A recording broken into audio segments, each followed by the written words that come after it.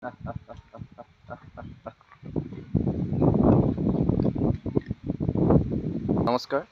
প্ৰিয় কৃষক বন্ধু বান্ধৱীসকল, কি খবৰ আপোনালোকৰ? মই সুমন ব্ৰাহ্মণ। আজি আপোনালোকৰ মাজলৈ সৰু ভিডিঅ' এটা লৈ আহিছোঁ। সৰু ভিডিঅ' এটা মানে আপোনাৰ ভিডিঅ'টো এনেকুৱা ধৰণৰ, আমি যিহেতু বৰ্তমান সময়ত বহুতে কিনা দানা ব্যৱহাৰ কৰে আৰু ময়ো কৰি আছোঁ, কিন্তু কিনা দানাৰ উপৰিও আমি খুব কম খৰচত, একেবাৰে কম খৰচত আমি গাহৰিৰ বাবে, এয়া আপোনালোকে দেখিছে মোৰ গাহৰিবিলাক প্ৰায় আপোনালোকক দেখাই থাকোঁ। এয়া সিহঁতবিলাক চৰি আছে। তো মানে কিনা দানাটো ব্যৱহাৰ নকৰাকৈ, মানে যদি আপুনি খৰচটো কমাবলৈ যায়, ধৰক এক টাইম কিনা দানা ব্যৱহাৰ কৰিলে, ধৰক ফিনিচাৰ হওক, গডৰেজ হওক, ষ্টাৰ্টাৰ হওক, যিকোনো আপোনালোকে যি ব্যৱহাৰ কৰে যোনটো ব্ৰেণ্ডৰ, এক টাইম যদি কিনা দানা ব্যৱহাৰ কৰে, এক টাইম আমি যিটো আমাৰ থলুৱা সেইটো দানা আমি ব্যৱহাৰ কৰি খৰচটো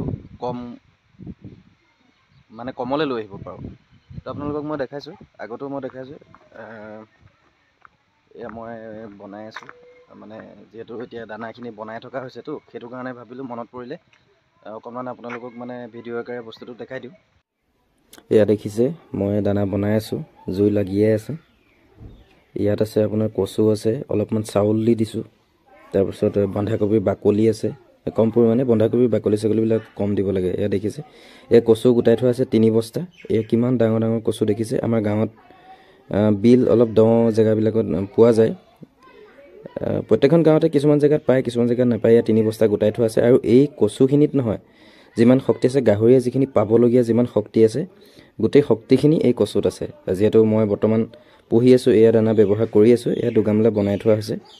এই 2 গামলাত ইয়াত কম পৰিমাণে তুঁহগুৰি, চাপৰ আৰু চাউল দি দিওঁ।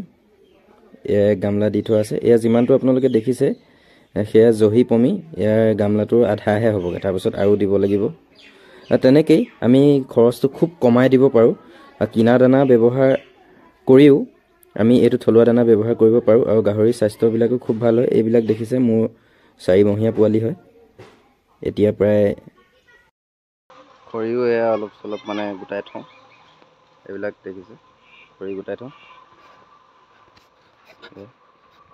এনেকৈ আৰু মুঠতে কম খৰচ কৰি অকণমান অধিক লাভালাভ।